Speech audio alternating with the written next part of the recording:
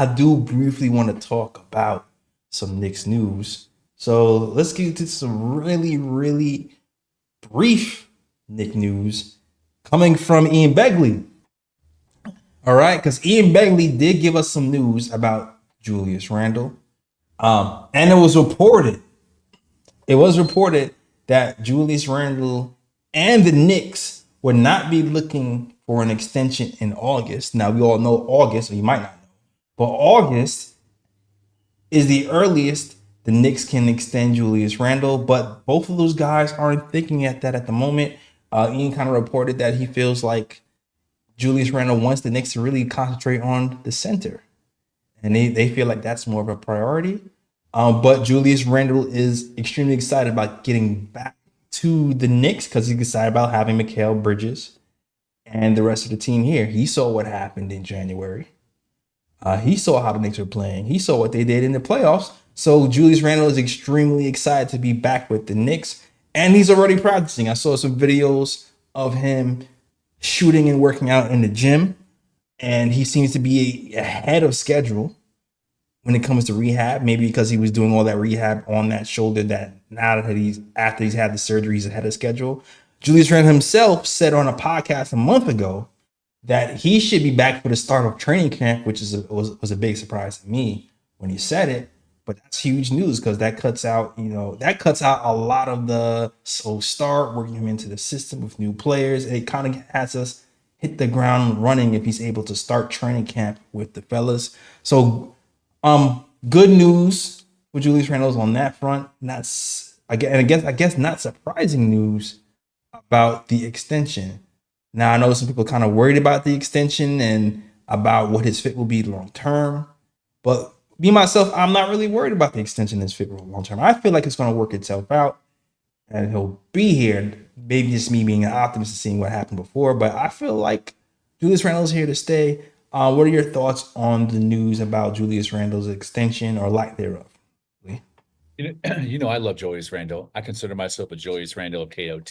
I'm the most frustrating, sometimes the most annoying, sometimes the most material. Every now and then I might be known to give a chat or my co-host a thumbs down when I'm in the mood to be disagreeable. But give me the damn ball, man. Give me the ball. I'm just kidding. Did you see when Randle was on the he was on the Melo podcast, and when he wants the ball, he hisses like Kobe did. They call him a black man because of his.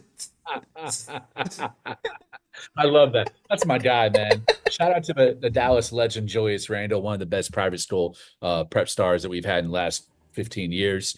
Man, he's a dog. I think you gotta retain him because he was here before anybody else. He took on the challenge that 99.9% of the NBA don't want that smoke. Right. Like, why do I want to go to New York and be the guy that fixes everything? And it really helped, and more than anyone, Jalen Brunson, that when Jalen Brunson came in, he didn't have to do as much optics wise to bring the Knicks back to glory, because Julius Randle had already done that. He took the Knicks to the playoffs as a fourth seed, almighty fourth seed, before Jalen Brunson was ever here. And he did it with three guys that aren't even in the NBA anymore: Nerlens Noel, Reggie Bullock, and he who should not be named, all right, Elfrid Payton, and RJ Barrett. So really, him and Mitch are the only guys from that team that are still here. I think both need to be rewarded for their loyalty. Julius Randle's taken 2 discounts for us already, even though you could say maybe that first contract was market value, whatever. He was signed to be the man of a team, and typically when you're signed to be the man, you're given a little bit of a pay bump for that responsibility. And overall, 3 All-Star nods, most improved player, 2-time All-NBA, bro. Our leading scorer, our best all-around player, I think you can still say that because of his ability to play make, which I've always saw. Just the guys he was throwing it to weren't good enough to make it. And his rebounding, and when he's committed to defense, he's a top 10 player in the NBA. Yeah. That's a big caveat, though, and that's the number one reason why I think people question his fit. Is not as I think he can acquiesce because his shot diet has minimized and gotten tighter. That's why I don't think it's going to be a problem whether he did less shots or not, because he's cut down from where he's shooting on the floor and increased shots from very high percentage areas. His sweet spots at the elbow and the mid-range. That's where he loves to operate. That's where he wants to operate, and above the break. Three-pointers. He's not so much a corner guy. He loves that above the break 3-point shot in transition. Man, bully ball Randle. You got to keep him. It's all about the defense. If he doesn't commit to defense, then he's asking to be ran out of town. Because this year, what is this, year 5 of Randle? Or I think year 5, there's no excuses. No. You have a championship. This is the best team you've ever played for, best coach you've ever played for, and the best co-star you've ever played with, besides Kobe Bryant. Rest in peace. It's time for you to take the number 2 option, to accept your role on the team, and to commit to defense every game. Not just against the Boston Celtics when you're playing KP, but against the Charlotte Bobcats when you're guarding some guy on a 10-day contract. I need to lock in and lock down. If you don't, me, as a president of your fan club, is going to be the first one to kick your ass out the door back to Dallas. Listen, bro, I'm rooting for you. I think you will commit, but the fan base is tired of the excuses. They're tired of the ball watching on defense. You must be committed. Do not just say, oh, Mitch is behind me and Mikal and OG are in front of me. No. We need you to buy in. The shots will be there. You will have opportunities to be the hero. Play defense every possession, and New York will fall back in love with you. Julius Randle playing decent this season to make this team special, for sure, because it was never about ability with Julius Randle when it came to defense. It was always about the need and the want to do it full time. Now, there were times when people say, and they might have a point, hey, he's a scorer. He's one of those guys who's asked to do a lot. Maybe he doesn't have the stamina to play offense at that high level and defense at the high level. Maybe you do have a point there. But at this point, I've also seen some times where he just threw a tantrum and said, I don't want to play defense. And things like that are just inexcusable. Now, in January, when I watched Julius Randle, I saw a different man. I think he was excited what was in front of him. I think he was embracing what OG brought to the table. OG took a lot of pressure off of all of those Knicks on the defensive end. And I feel like everybody else had to carry a little bit of a lesser load. And it started to elevate Julius Randle's game. I feel like he got more efficient. I feel like his passing got better. I feel like his defense got better. So for me, when people talk about moving on from Julius Randle at this point, I'm thinking not so fast. You must be crazy. This is the best team he's ever played with. This is the best he's looked is right before he got injured. And one of the prime reasons why I feel like one of the reasons why he lost is because we didn't have anybody else to go to outside of Jalen Brunson. And with Julius Randle here, you can lessen Jalen Brunson's usage a lot and preserve his energy. A lot of the times when I was watching games and I was watching Jalen Brunson just cook teams for 40, which was nice to see, and it was nice for stats. When it came to the fourth quarter, he had no legs left. He was breathing heavy. He had to play offense, defense. He was running through screens. And he just, to me, a lot of times, he didn't have enough to give, especially with high octane teams like the Indiana Pacers who like to run you out the gym. You need that depth. You need somebody else to run through. So I, as a high offensive player, could take plays off. Julius Randle allows us to do that. So I really think he's really going to flourish when he comes back, especially he's just going to be that much more motivated. And just look at Jalen Brunson's 3-point shooting numbers when he played with Randle versus when he didn't play with Randle. His numbers dipped when Randle wasn't in the game with him. He wasn't getting as many clean looks. Julius Randle in the game gives Jalen Brunson clean looks from 3. He helps him be more efficient, and I think he helps that team as long as he plays defense, like my guy Ali Escobedo says. I think he'll be fine, and I think he's motivated. I think he's motivated to prove that he can. And I think, honestly, I feel like how he plays this year is going to really present itself. It's going to let us know if he's going to be here long term or not. Because if Julius Randle blows the doors off the Knicks and just exceeds expectation or plays to what I think he can, he'll be a Knick. I think he'll be a Knick because if he plays up to expectation, we should be in the finals or winning the whole thing, like straight up. And if we are in the finals or winning the whole thing, all this second apron talk, all this, we don't have to make moves. I don't care. I don't care if we're locked into Julius Randle and Jalen Brunson and his team for years to come and we can't make that many moves. I don't care because we built our team out properly where we just have to talk about retaining our players at that point. So as long as he does what he has to do, we can start building dynasties here. That's the way I see it. Julius Randle, he had the talent to help us get over the top and build that dynasty. So I just need to see my man do it. That's it. JLS, cut that, clip it, put it on YouTube. That was a great monologue. That was one of those KOT specials. Glad to witness it. I agree 100%, man.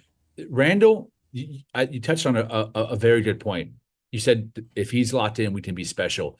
And the way that I see that the most is now with Isaiah Hartenstein gone, how do we close games? And if we didn't close games with Julius Randle as a stretch five, and he's shooting 36% from three, that's the minimum. 36%. Just hit that. And you're playing defense, we are unstoppable. Now we're just like the Boston Celtics. We don't have the rim protection of Kristaps Porzingis, but offensively, it's a juggernaut with Brunson, Devo, McHale, OG, and Randle. That is better than the five that Boston puts on the floor too, because Jalen Brunson will be your closer, and you have every other guy that either acts as a serious secondary weapon or a decoy. And there's no better decoy in the NBA than what Julius Randle presents for Jalen Brunson. You cannot double Brunson and leave Julius Randle open, because if you give him single coverage, he has so many badge of tricks in his arsenal. He's done to you 2 points. It's unstoppable. It's him committing to the defensive end so that Tibbs and trust him closing at the five. Listen, I'm gonna keep his criticism short of Mitchell Robinson. The free throw shooting, we all know that's going to keep him off the floor and closing minutes. Isaiah Hartenstein was elite because he was able to close and hit free throws if it became a foul merchant contest. Right. The only other free agent, not free agent, the only other player, but Ian, who I trust more than anyone, has reported that we've been in contact with as a team is Clint Capela. We did Clint Capela, same issue as Mitch. Career 54% shooter from the free throw line. Hat of Capela. It will be Randle closing games at the five, because Randle is at least capable of hitting 1 out of 2, if not 2. So I need Randle to be locked in on defense, so there's no issue with having the best, most potent New York Knicks offense of my lifetime and maybe in Knicks history. It's funny, like we can get away with Randle at the five depending on what team we play, I'd say. Like, I'm not sure if we get away with that with the 76ers. But maybe every other team we can. Maybe every other team outside of the 76ers and the Denver. Nuggets and maybe the Timberwolves. There's a few teams where I feel like we can't get away with that. But there's some certain teams, especially in the East, where I feel like, especially in closing minutes, we can get away with that. Or even off the bench, we can do something crazy where you can have Randle at the five playing with the bench with like OG and I don't know. I'm OG at the four and with McBride and Cam, and I don't know. I'm going crazy right now. I'll see your take and raise it. Sometimes it runs to our benefit, as if we play Indiana, no one's a better defensive matchup for Miles Turner than Julius Randle, who's probably our best perimeter defender in that front court spot. Or if we play Cleveland, how the hell is Jared Allen going to defend Julius Randle as a stretch five in closing minutes? I think Cleveland would have to take him out the court and put Mobley at the five in order to guard Randle. So there are situations. Well, like, I disagree with Minnesota, because Gobert is the same situation. You have to sit him because of foul trouble and just getting beat on switches and pick and roll. But Denver and Philly, you're right. What the hell are you going to do? You have to have Mitchell Robinson out there for one-on-one defense. But the other 27 teams in the NBA, Randle is our advantage, not disadvantage. But it all depends on his commitment to defense and his secondary or tertiary role on offense, as much of a playmaker as he is a scorer. It really depends on the 3-point shooting. That's what it really was, because I still remember when it was when Donovan Mitchell and Jalen Brunson was playing, and Gobert was forced to guard the 3-point line. He had to be taken out the game because he was guarding a 3-point shooting center. I forgot the name of the center at this point. If Randle's hitting threes and we're playing the Timberwolves, that's a whole different story, because then they'll be forced to. If Brunson's hunting Gobert and pick and roll switches, they don't have to sit Gobert. Yeah. Because Brunson torch him in pick and roll. You give him an inch in the mid range, that's Brunson's sweet spot. Yeah. I saw in the Dallas series in Saluta, they had to sit Gobert in the fourth quarter because he was getting hunted on switches between Kyrie Irving and Brunson. Yeah, it's like maybe you go small and have maybe you do the Randle at the five with the Brunson Dante, McCall, OG. But OG guard the opposing five. Right. OG front and Randle, and then just Elite. play 5 out. Play 5 Hell out. yeah. Maybe you do something like Terrible. that. I don't know. We spitballing here. But all in all, if Randall does what he has to do, he'll be a Knick. And all this, the Knicks have to trade Randall. I think all that stuff will die eventually. But he has to kill it. Randall, you're gonna have to kill that narrative yourself. All right. Yep. It's all on him. It's all on you, brother. It's all on you. But I'm rooting for you. And it's funny because also that came out from Ian is there are some people in the front office who question his fit, and there's some people in the front office who were really intrigued by what he did in January and want to see more. To me, that's common sense. Like I didn't think it was big news. Some people thought that was big news. I don't think it was big news. I think that's just the thought process because you only seen a small sample size of what was happening. But like I said before, I expect Randall to do what he did in January and keep that up because he's absolutely motivated. So yeah, man, stay a Dick, Randall. Do your thing.